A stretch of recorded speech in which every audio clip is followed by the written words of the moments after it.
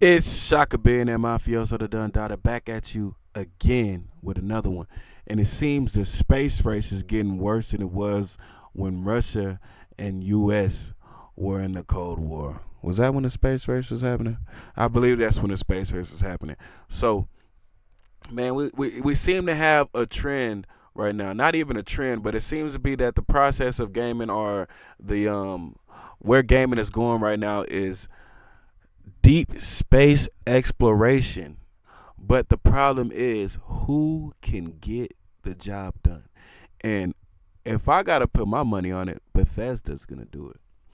Bethesda has a long track record of making excellent RPG games that I've been playing since I was like 13, 12 maybe. Matter of fact, my first video was Elder Scrolls. One of my first videos was playing Elder Scrolls Oblivion, and I put 300 hours into that game. Now, that might not be a lot to some of y'all, but that's a lot for me, man. That's more than I put into Pokemon. You know what I'm saying? So I've always got love for Bethesda. I love their products and stuff. So if you ask me, I don't got time to be waiting around for you to finish the game. Give me the product so I can, play the game, love it, enjoy it, and then give me the modding community that Bethesda is known for so I can make the game how I want it. And I might pop open Fallout after this just because, So, Starfield is made by Bethesda. Game that I've been thinking about quite a lot. I love BGS games, and I've been following Starfield since... Obviously, the creatures in this game is going to be amazing. The graphics in this game is going to be amazing. It's going to be great. I was always wondering when I would roam through the desolate wastelands of Fallout, I was just like, yo, what if there was life to this? What if it was the opposite? What if everything was living and breathing? And I think that's what this is going to be. Not a post-apocalyptic wasteland, but a fruitful and a very beautiful environment that is the future. And I hope that's what Starfield brings, The trademark was first discovered 10 years ago. So to think that we are less than 3 months away from the global launch is absolutely crazy. 3 months. Today we're going to discuss some of Starfield's biggest secrets because like most Bethesda games, there is a lot of unknown. And for a game as vast as Starfield, it's an absurd thing to consider how little we know about the game. Well, lucky for you guys, we just got some exciting gameplay updates and huge details from the man himself, Todd Howard, the director of Starfield. Starfield is coming for the top spot. Games Xcast, Todd Howard gave us a ton of new information, so let's just cut to the chase. Can you fish in Starfield, and can Vasco wear a hat? Well, the simple answer is no, so rip the dream of a 90 Metacritic score. But jokes aside, let's start off the discussion with a controversial fact, which according to Todd Howard, only 10% of planets in Starfield will contain life. Now, this of course has sparked quite a bit of debate amongst fans of the game, and even added some fuel to the fire for some naysayers. But I personally think... listen, even if only 10% of the planets in Starfield contain life, we know that the ones that do and the ones that have mission is going to be an in-depth storyline to it. It's going to be a lot of looting. You can go through the I don't know if they're going to have caves and stuff in here, but they'll have something similar to it. It's going to be a beautiful world. I mean, they have a track record of doing this, I think this is a positive, as their goal with Starfield was to create a realistic structure to each star system. Rather than every planet having life, they took the realistic approach. Todd mentions the Goldilocks zones, or rather habitable zones, which is basically the range of distance with the right temperatures for water to remain liquid. Now, it's undeniable that life is rare, or at least to us it's rare, so them limiting the amount of life on systems is a good thing. This gives them the ability... I'm telling you, this with the Cyberpunk expansion, I'm gonna be occupied for a little bit, guys. I'm gonna be occupied. To handcraft the biosphere of each system or planet that can support life. Todd then went on to address the concern of having planets that are barren wastelands, which was another big criticism that people had from the trailers and the gameplay demonstration, to which he responded this, which I thought was perfect. I think it's a moment when you land on some of these barren planets, and again, we will generate certain things for you to find on them, but if you look at a planet and see the resources it has, and those might be things that you want there. And he said, awesome.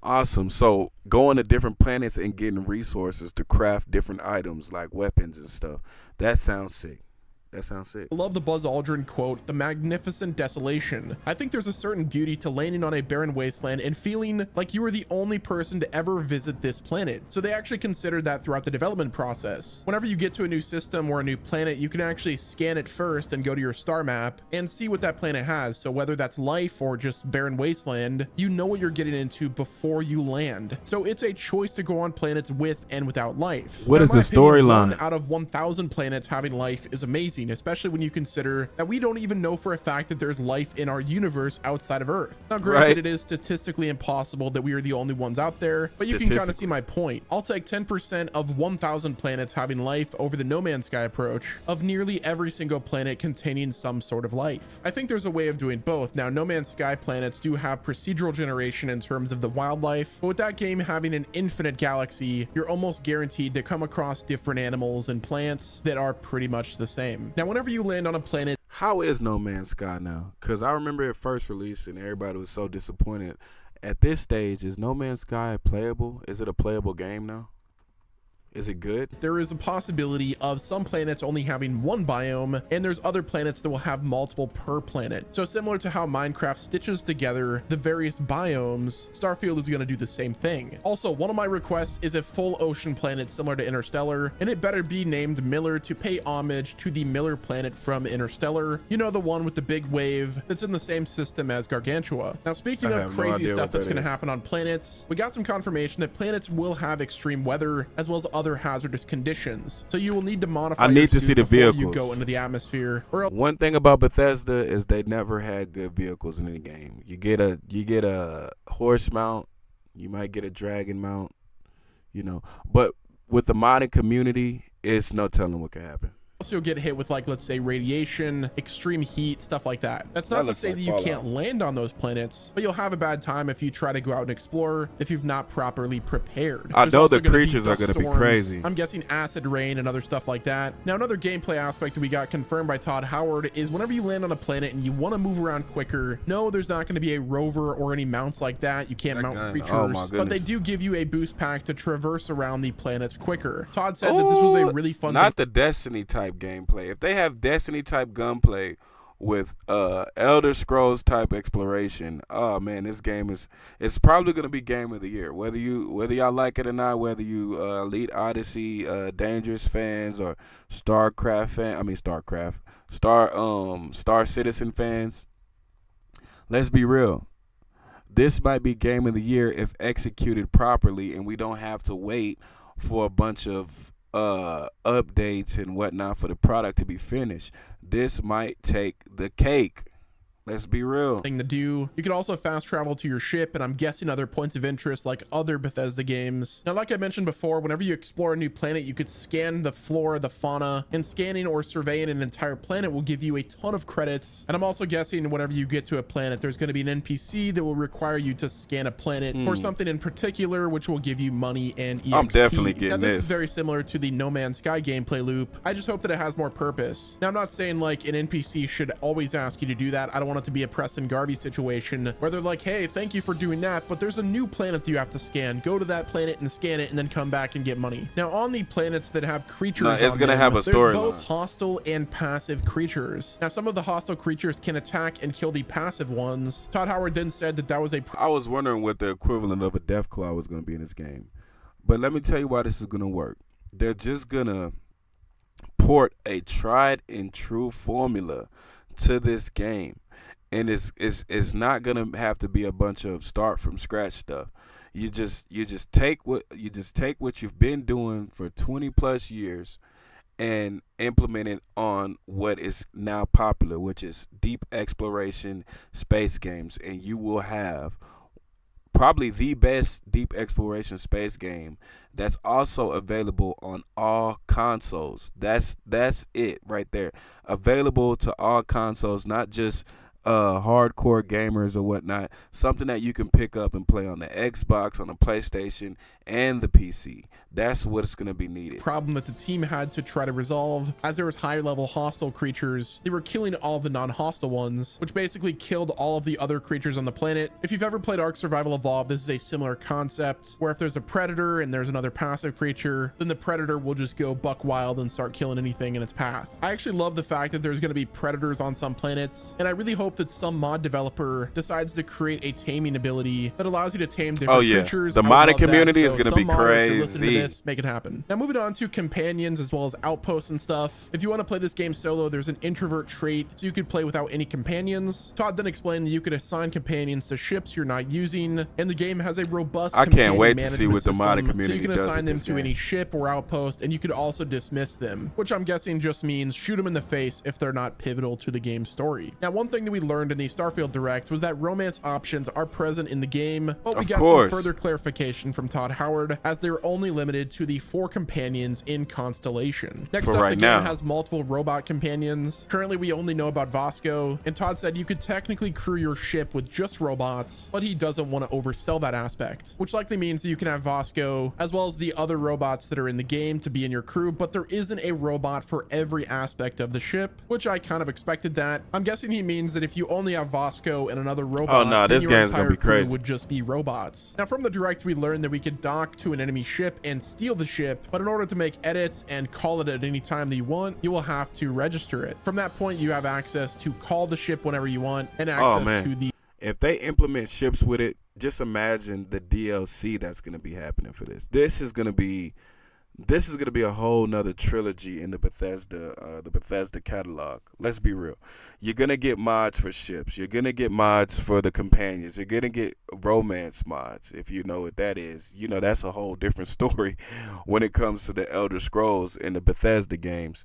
It's going to be weapon mods. It's going to be absolutely ridiculous. I'm not sure if Star Citizen can keep up, because you got a developer that's veterans in the game, and then they're going to implement the modding community with it. You're going to have way more things in the game than Star Citizen can have, with just solely developers being the only one adding shit to the game.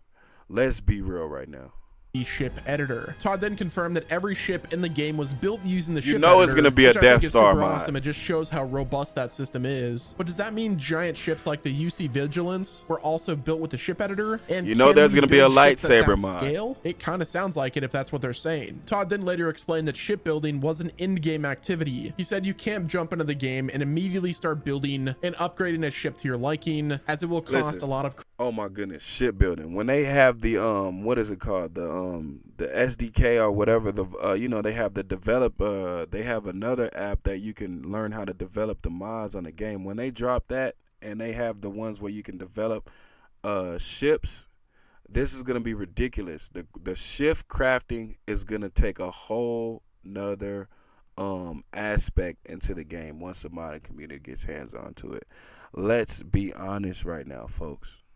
Credits and skills to upgrade and customize. Now, the host of Kinda Funny's Xcast asked the question if the game will have radios, citing that one of his favorite things about Fallout is the different radios that are in the game. Todd then confirmed that the game does have a radio, but it's local to one location. My guess is that's the Anything Goes place of Neon, but it could also be New Atlantis. It's hard to say. Now, as we learned from the Direct, as well as all the leaks back in 2018, you could build your own outpost in Starfield. This was an option in Fallout 4 that wasn't really nearly that in-depth, but they took that concept and started building upon it. Todd Howard said that outposts are a deep system. Outposts require resources, character skills to build a big outpost, but you can also connect an outpost between planets with your ships and your crews. Todd Howard said that this... Yes, when they add the creation kit to this game, it's gonna take off. It's gonna take off. Not only is the single player gonna be good based on what we know about Bethesda, I don't know, they didn't really like the Fallout online thing, Fallout 76 and stuff.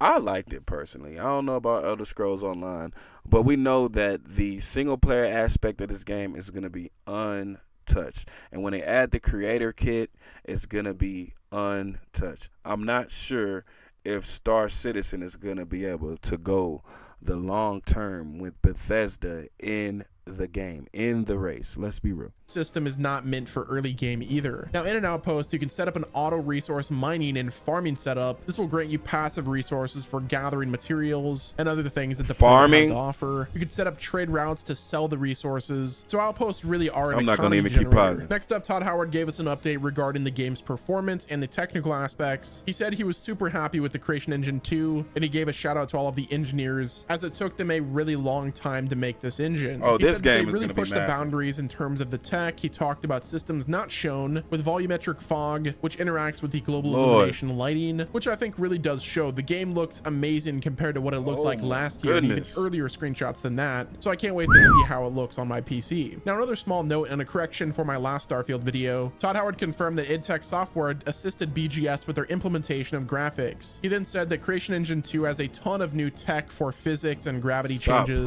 that they were able to lean in on. As we saw from the trailers, the gravity can be toggled on and off at a moment's notice, which adds a new dynamic to the gameplay. Todd then gave a massive props to the team at Digital Foundry for their coverage Fallout and 3 gunplay, Fallout 4 gunplay was on console, which my if you favorite. guys didn't know, they basically summed it up by saying Starfield will have a CPU bottleneck, object localization and real-time simulation is a big hog to the CPU, which is why they had to lock it. And it's not a situation of just lowering the resolution equals more frames, mainly because it's a CPU bottleneck. And Todd reconfirmed that they're focused on making the game feel great. So I look forward to playing it on Series X. And like I said in my last video, I've never played a console BGS game above 30. Granted, I have played BGS games above 30 on my PC. What is a BGS for this game? Now, as you guys know, a game like Starfield has a ton of secrets, but there is one major secret that we have to discuss. The question was posed to Todd Howard during the XCast interview, and that was, will Starfield have black holes? To which he immediately declined to answer. I'll be going over some story discussions in here that could contain let's hear the story. So skip to the next chapter if you don't want to hear about any potential story spoilers. Man, let's hear the story. My previous video, you know I talked about the artifacts being used as a sort of wormhole that could have been created by the advanced intelligence.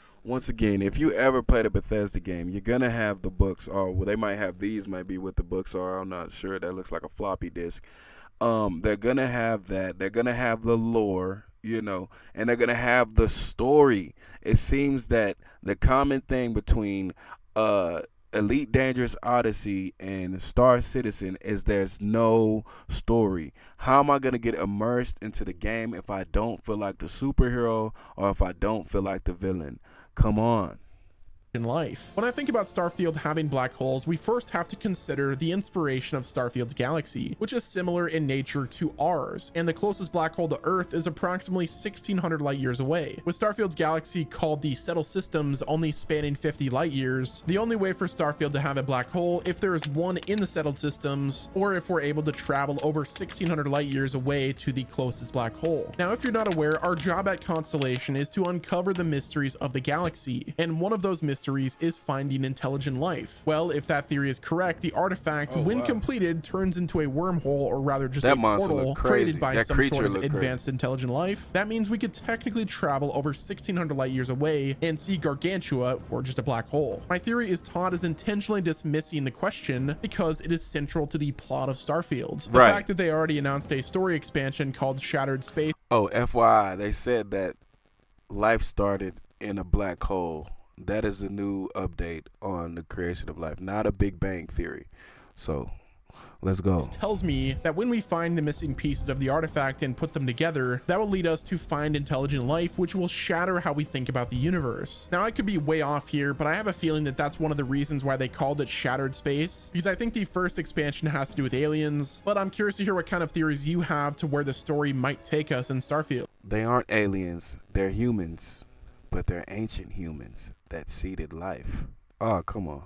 So drop those in the comment section. The next thing that I want to talk about is the fact that Starfield is going to be a modder's paradise. Now, those aren't my words, by the way. That's coming directly from the horse's mouth himself. Todd Howard. One of my favorite aspects of Bethesda Game Studios video games is their support towards the modding community. Unlike other publishers and developers that react negatively to modding, yeah, I'm looking at you, Nintendo, it's reassuring to know that Starfield will have the same support for mods as the previous titles. That will also mean that Starfield will likely get Creation Club support. Now, there's no word on whether or not that support will be at launch, but I assume it will be, seeing as Todd said If that it's they not will at be launch, it's involved gonna come. supporting mods. It's hard to say if they will jump out of the gate with paid mods at launch, but with the potential smear campaign that could follow, it might be better off to hold off the Creation Club integration until a bit after the game's released. But only time will tell. Either way, I can't wait to see all of the wild mods this game will provide, because I anticipate there will be some new planets and systems created by modders, which is practically an infinite amount of content. The vanilla game is gonna be big. Just give it a year. Give it a year. After a year, when the modding community gets his hands on it, it'll be sick. You know, it's not gonna even. It's gonna be. I don't know how to keep telling y'all. It's gonna be untouched. Star Citizen, Elite Dangerous, they're gonna have nothing on this game after 2 years or whatnot, when they get familiar with it, when the mods come out, when you get the shitty mods, when you know what the good mods are, when they add the combat mods, it's gonna take on a life of its own. Content we could look forward to. The last thing that I want to talk briefly about is straight out of the Microsoft versus FTC hearing, and that is, according to Phil Spencer, Starfield had early discussions of being a console exclusive to PS5. Phil Spencer said with Deathloop and Ghostwire Tokyo starting off as exclusive to PlayStation 5, in order to prevent Sony from buying exclusivity, they decided to just buy the entire company. Talk about a Bruce Wayne move. Now, I don't want this to turn into a console preference discussion, but there is a real possibility that if Microsoft didn't purchase Bethesda, or ZeniMax rather, that Starfield could have been exclusive to the PlayStation 5, which would have been horrible. The Xbox ecosystem and even the PC entirely. So as a massive fan of modding and BGS games on the PC, I am personally relieved. But yeah, guys, that's gonna wrap it up with this video. Let me know. That was a power move. Oh, let's watch this. What your thoughts are in the comment section. If you've enjoyed my coverage on Starfield, be sure to leave a like and subscribe to the channel with your notifications turned on. Also, at 120k subscribers, I'll be picking the winner for the PS5 giveaway. We're about 700 subscribers away from that, so if you'd like to enter, check the pinned comment for those details. Thanks again for watching. This has been... Hey, man, I'm excited. I don't know about you, but from what I'm hearing about all these unfinished games, unfinished products, it's an alpha, it's not a game. Listen, I'll go put my money on Bethesda any time of the day. Bethesda doesn't miss often, and they make very in-depth, deep games, great games, awesome games, game of the year multiple times, right? This game is going to have and probably live up to the potential that they say it will, especially after the modding community gets a hold of it. So y'all let me know what y'all think in the comments. Are you really holding a torch? Do you really think this game can hold a torch to Star Citizen? We know Elite Dangerous Odyssey does not have the playability that it claimed it did. We know that now, you know. We know that Bethesda's games are awesome, excellent, exuberant, you know. So it's Shaka Billionaire Mafioso the Dun Dada, aka SB Panther, aka Shaka Fuego, aka Shaka Flame, aka Shaka Black. I'm signing out, man. Y'all let me know in the comments. Do y'all not like the comparisons between the three? But the thing is, you're gonna get compared. It's that you know that somebody's coming for the top spot of the space games, you know. And hey, man, my money's on Bethesda, but y'all let me know if I'm wrong. Signing out. See ya.